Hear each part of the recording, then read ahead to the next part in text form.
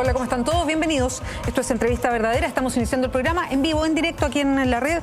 Hoy vamos a hablar de un caso que se va a tomar la agenda. Se la ha tomado prácticamente un año, pero este viernes se la tomará de manera especial porque se va a formalizar a otro resto de personas a propósito del caso Cabal. Serán, si no me equivoco, 13 los formalizados en total, entre ellos la nuera de la presidenta Michelle Bachelet. Esto va a suceder en el Tribunal de Rancagua. Queremos hablar sobre el caso Cabal, ponernos al día un caso que es bien complejo y tiene varias ramas, varias aristas. Esto a propósito de una serie de reportajes que aparecieron en CIPER, el Centro de Investigación Periodística, que se dedica a eso, a periodismo de investigación. Tengo un libro que se llama Lo mejor de CIPER, el periodismo que remece a Chile, y tiene una serie de historias que son de las que más han impactado a lo mejor en esta tercera recopilación que se realiza. Entre ellas están los secretos de Cabal. Estamos acá en el estudio con Pedro Ramírez, él es editor de CIPER y va a compartir con nosotros este caso Cabal, que él seguro que lo tiene bastante más claro que nosotros. ¿Cómo estás, Pedro? Muchas gracias por venir. No, gracias a ti. Espero tenerlo más claro y poder explicarlo. No, sí, definitivamente, porque se fue complejizando, lo conversábamos antes con Pedro. Lo primero, ¿son 13 los formalizados? ¿Se van a completar 13 los formalizados en Cabal el viernes? Sí, son 13 personas, además de la misma empresa Cabal, que como persona jurídica también va a ser formalizada. Son 13, varios de ellos por delitos tributarios. En ese grupo está Natalia Compañón y está su socio Mauricio Valero, está el síndico Germán Chadwick, y Patricio Cordero, el dirigente de la UDI, que fue, digamos, como siempre segundo a bordo de Joaquín Lavín. Y además esta trama involucra no solo el tema tributario, sino que también involucra acusaciones de soborno, y en las que también está Valero, digamos, Juan Díaz, que es otro militante, antiguo militante de la UDI, y otra serie de personas, ¿no es cierto?, que están acusadas además de prevaricación, los abogados de la familia que era dueña de este terreno que finalmente termina comprando Cabal, que se supone que, según las sospechas de la Fiscalía, terminaron actuando en contra de la familia que representaban. Y por otra parte está el propio Germán Chadwick, de nuevo el síndico, acusado de haber incurrido en el ilícito de ventajas indebidas por parte del síndico de quiebra.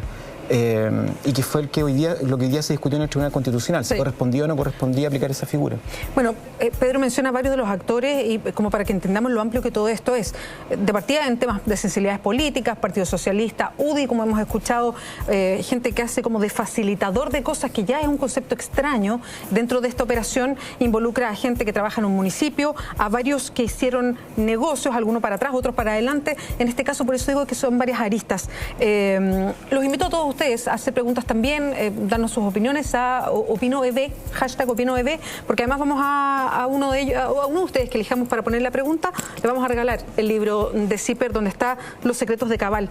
Pedro, hoy día el fiscal que lleva la investigación, que es Luis Toledo, decía que en una entrevista al diario La Tercera, que cuando empezó a investigar esto, él nunca creyó que iba a abrirse tanto la investigación, iba a tener tantas aristas. Nunca pensó que iba a hacer eso. Incluso él pensaba que se acercaba a un negocio entre privados, de alguna manera.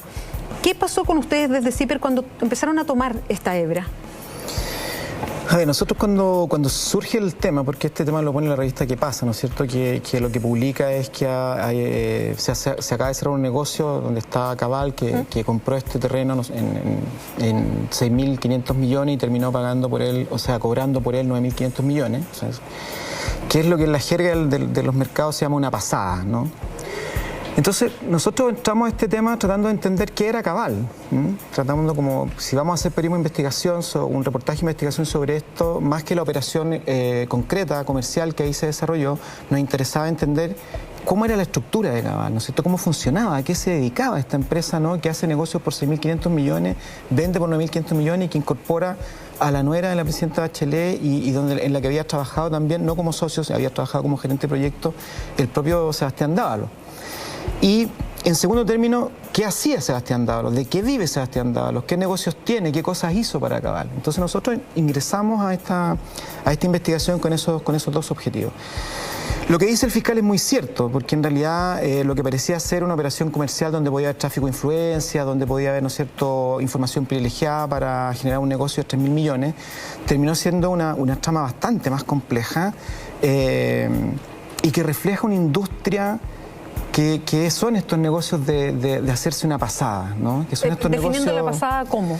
Que en el fondo hay un inversionista que compra barato algo y porque maneja información privilegiada o información que no todo el mundo tiene o porque tiene llegada a ciertos funcionarios públicos desde el nivel municipal, al nivel ministerial, al que sea, logra, ¿no es cierto?, comprar algo muy barato y después venderlo muy caro, o en el fondo es conectar un inversionista con un funcionario público que sabe que vienen licitaciones importantes o concesiones importantes, lo que te da una ventaja para hacer ese negocio.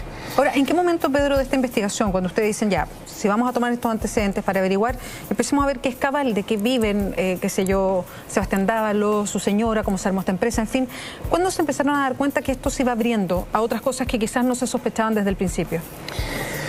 Lo que pasa es que cuando nosotros llegamos al punto en que teníamos que definir cómo había conectado Cabal con estos terrenos en Machalí, nos damos cuenta de que la persona que lleva al socio de Natalia Compañón, ¿no?, en Cabal, que es Mauricio Valero, a este negocio, que lo conecta con este negocio y le presenta al síndico, que le muestra que están estos terrenos en Machalí, es Patricio Cordero, que es este ex dirigente de la UDI, ¿no es cierto? Y entonces nosotros dijimos, bueno, ¿qué es esto? Digamos, o sea, porque ahí se nos empezó a ampliar la trama a un mundo que era completamente distinto. O sea, ya no es solo el hijo de la presidenta, la nuera de la presidenta, ¿no es cierto?, haciendo este tremendo negocio, sino que se nos empezó a ampliar a otras personas, como el propio síndico, que es Germán Chadwick, ¿no es cierto?, y Juan Díaz, que era este otro ex militante de la UDI. Entonces nosotros nos dimos cuenta que en el fondo aquí, cuando se hacen este tipo de negocios, se empiezan a conectar muchas distintas personas en distintos grados. O sea, cuando uno habla de la trama de Cabal, lo que tú estás hablando es de una operación comercial dudosa, ¿no?, una operación que es reprochable desde el punto de vista político, en la cual, ¿no es cierto?, hay sospecha de que se cometió un ilícito, por eso está siendo formalizada esta persona el próximo viernes. Pero tú ves que se mezclan en esta trama desde un personaje súper poderoso e influyente en Chile, como lo es Andrónico Luksic, hasta un pequeño funcionario, ¿no es cierto?, de una municipalidad chiquita de Machalí que está al lado de Rancagua. O sea, los engranajes que se ponen en movimiento son muchos y diversos para que estos tipos de negocios se puedan llevar a cabo. Entonces, nosotros en el fondo, cuando nos damos cuenta de que aquí hay otro tipo de personaje, lo primero que hacemos es ver, bueno, qué negocios son los que ha hecho Cabal y por qué llega a conectarse con Patricio Cordero. Entonces nos damos cuenta que Cabal ya en el año 2012, ¿no es cierto?, se forma esta empresa y en el año 2012 tiene una facturación de ingresos por 1.500 millones de pesos. Estos 1.500 millones de pesos vienen particularmente de negocios que hace con Gonzalo Vial Concha, ¿no?, hijo del controlador de Agrosuper. La mayor parte de estos 1.500 millones de pesos viene, el 90%, ¿no? 1.200 millones vienen de negocios que hace con esta persona, con este empresario, y otros que hace con una empresa que se llama Sidex, ¿no es cierto?, que es una empresa que en el fondo se gana 3.000 millones de pesos en licitaciones en el sistema de salud público. Y entonces nosotros nos damos cuenta, digamos, de que este negocio con Sidex, por ejemplo, que le reporta ingresos importantísimos a Cabal, estamos hablando mucho antes del tema de Machalí, ¿no? Exacto, Años antes. 2012. Sí, ¿no? Ellos lo que hacen ahí es conectar a Sidex, que es una empresa que en el fondo maneja ciertos software de gestión hospitalaria, con una persona que tiene influencia dentro del Ministerio de Salud, que es Nivaldo Mora. Nivaldo Mora, ¿no es cierto?, fue el jefe del Servicio de Salud Metropolitano Centro, ¿sí? Y cuando lo contactan, él ya era el jefe de proyectos del futuro hospital de Maipú, que todavía estaba en construcción. Y entonces, esta persona, hay indicios muy claros en la investigación del fiscal Toledo, de que en el fondo a esta persona se le habrían pagado dinero para que escogiera a Sidex dentro de estas licitaciones, ¿no? Finalmente, Sidex logra licitaciones por 3.000 millones de pesos en 3 hospitales, que son el de Maipú, el San Borja Riarán y la Posta Central. Perdón, entonces Cabal se dedicaba un poquito a hacer esto, por llamarlo más elegante, contactos entre personas influyentes. Eso era.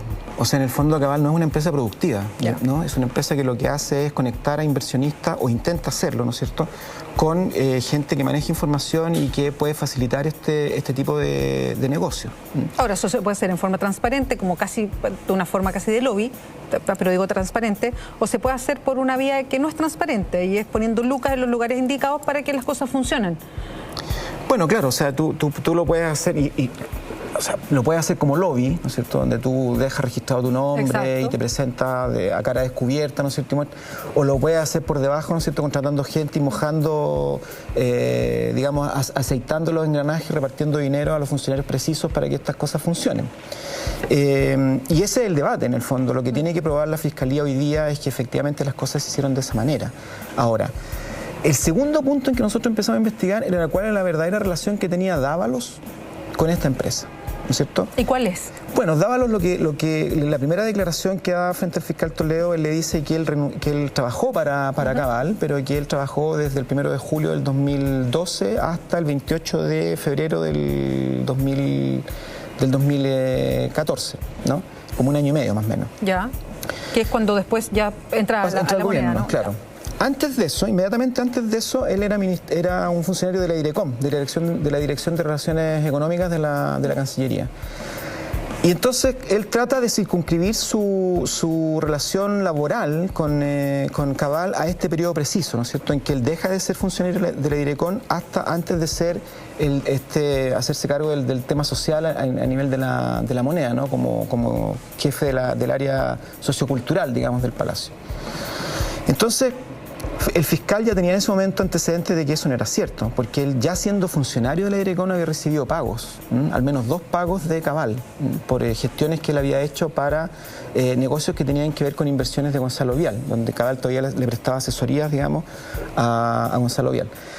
Y después, cuando él se dedica específicamente a trabajar para Cabal como gerente de proyecto, cumple un rol importantísimo. O sea, él realmente explora una serie de proyectos comerciales que van desde convenios para instalar luminarias LED en distintos municipios, que van desde la posible construcción de un puerto para empresas mineras a la altura de Chañaral, pasando por la posibilidad de vender hidrocarburos, petróleo, ¿no es cierto? O sea, son múltiples los negocios que él proyecta y hay una serie de correos electrónicos y documentos que demuestran, ¿no es cierto?, que en el fondo esta empresa, que es todo y al mismo tiempo es nada, ¿no es cierto?, porque se mete en todo tipo de negocios, pero en realidad no es una empresa productiva, no tiene especialistas en ninguna de las áreas, ¿no es cierto?, ni mineras, ni ambientales, ni digamos de energía, está tratando de hacer todo este tipo de negocios. Y finalmente, ellos en el año 2012 les va muy bien, facturan 1.500 millones, es el año en que se compran estos Lexus, ¿no? Estos 4 Lexus los autos de 30 millones de pesos y Sebastián Dávalos, ¿no es cierto?, circula por las calles en uno que es descapotable, negro, con asientos de cuero blanco. Entonces, pero en el 2013 ya no les va tan bien. Se rompe la relación con Gonzalo Vial, ¿no es cierto? Ahora nos hemos enterado por las últimas declaraciones de Gonzalo Vial que él siente que las asesorías que le prestó Cabal estaban sobrevaloradas.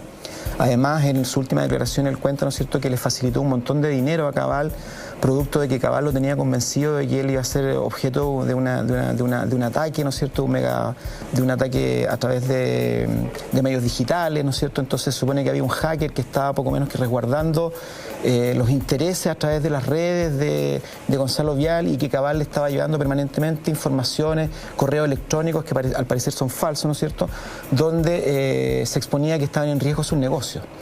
Que ya es lo último que hemos descubierto el caso acá, ¿no es cierto?, esta especie de suerte de espionaje electrónico en que está involucrado, ¿no es cierto?, Mauricio Valero y Natalia Compañón, que es como de trama de película ya, finalmente, ¿no?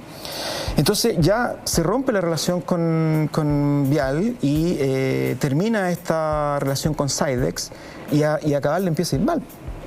Viene el año de las vacas flacas, que es el 2013, en que terminan vendiendo algunos autos, consiguiéndose algunos préstamos para poder, ¿no es cierto?, sobrevivir. Y es en este periodo en que Patricio Cordero, ¿no?, le facilita boletas falsas a Mauricio Valero y a Natalia Compañón, a la empresa Cabal, le facilita facturas, ¿no es cierto?, que son incorporadas a la contabilidad de Cabal para rebajar el pago de impuestos. ¿Cómo se conocen ellos? Que era la figura que ya habíamos conocido a través del grupo Penta y de Sokimich, ¿no?, de este tema de la boleta ideológicamente falsa. ¿Cómo es que Patricio Cordero, que es un militante de la UDI, que de la familia conocida de la UDI, termina con este nexo con Cabal a este nivel, digamos? Bueno, él viene haciendo, tiene una amistad por lo menos que nosotros pudimos rastrear desde el 2009 con Mauricio Valero.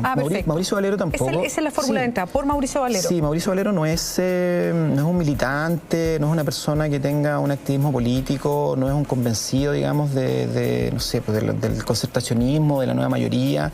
Es un hombre que hace negocio, es el socio de Natalia Compañón.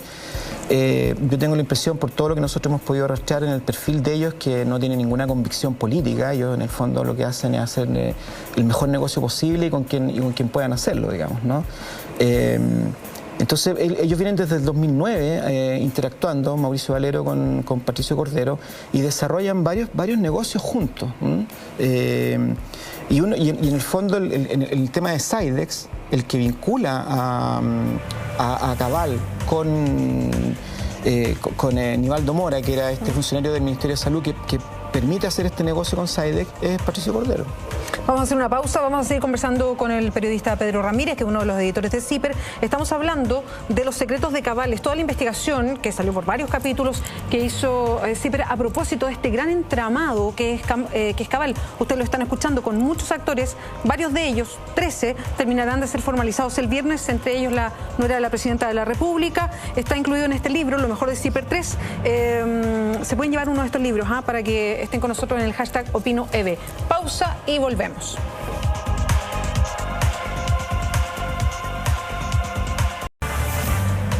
Sigues en Entrevista Verdadera, estamos conversando con el periodista de CIPER, Pedro Ramírez. Estamos hablando del caso Cabal, a propósito de las formalizaciones del viernes.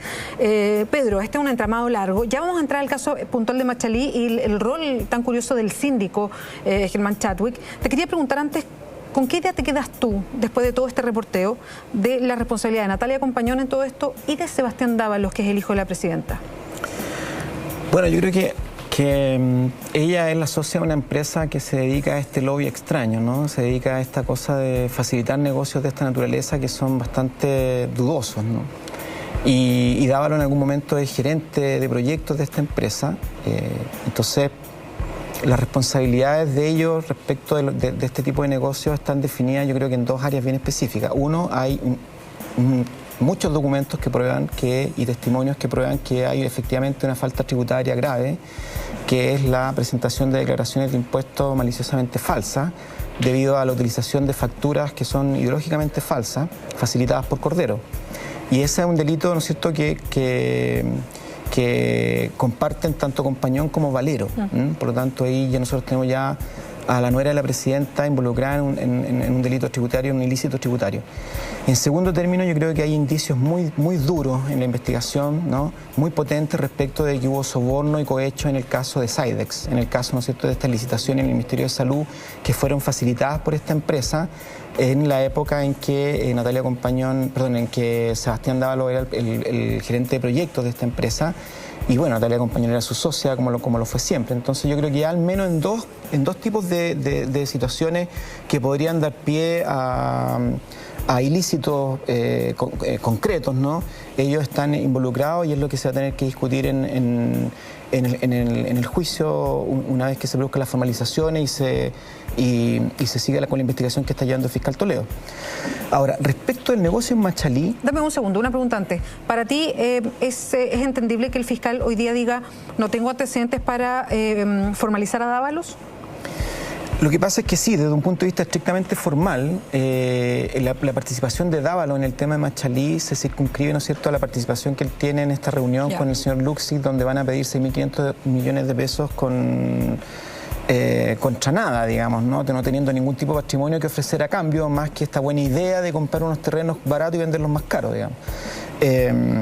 Pero ahí, como dice el fiscal, es un trato entre privados, ¿no es cierto?, que puede ser reprochable desde un punto de vista ético, moral, político, porque uno se pregunta por qué el señor Luxig, ¿no es cierto?, primero lo recibe y en segundo término por qué le facilita, ¿no es cierto?, sí, claro, este crédito y en estas condiciones, cuando esta es una empresa claramente insolvente a la que le había ido muy mal en el 2013 y que se había aferrado a este proyecto de Machalí como una tabla de salvación, porque en realidad se estaba hundiendo esta empresa. Entonces, Claro, uno se pregunta, bueno, ¿qué interés puede tener Luxi o cómo podría haber cobrado después por este favor, ¿no es cierto? Y es una duda que legítimamente tienen todos los ciudadanos, sobre todo porque después, ¿no es cierto?, la empresa minera de Luxi, a través de la mina de Los Pelambres, ha tenido un problema gravísimo en Argentina por este tema, digamos, de la contaminación de un botadero de minerales en la frontera con Argentina, y resulta que extrañamente el gobierno chileno termina avalando y extendiendo certificados de buena fe para esta actuación, digamos, contra el medio ambiente que tiene enfrentado a Pelambres y al área minera de los Luxis con su contraparte argentina. Entonces uno dice, bueno, uno tiene todo el derecho de preguntarse, y esta buena fe que se genera desde el Ministerio de Minería, ¿no es cierto?, y que le facilita informes medioambientales antes, digamos, fuera de todas las normas y antes incluso de que sean solicitados a través de la ley de transparencia, todas estas facilidades, ¿a qué se deben?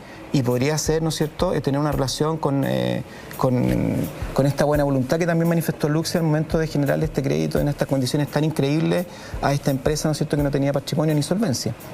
Entonces, sí, yo te digo que desde el punto de vista formal es una negociación entre privados, ¿no es cierto?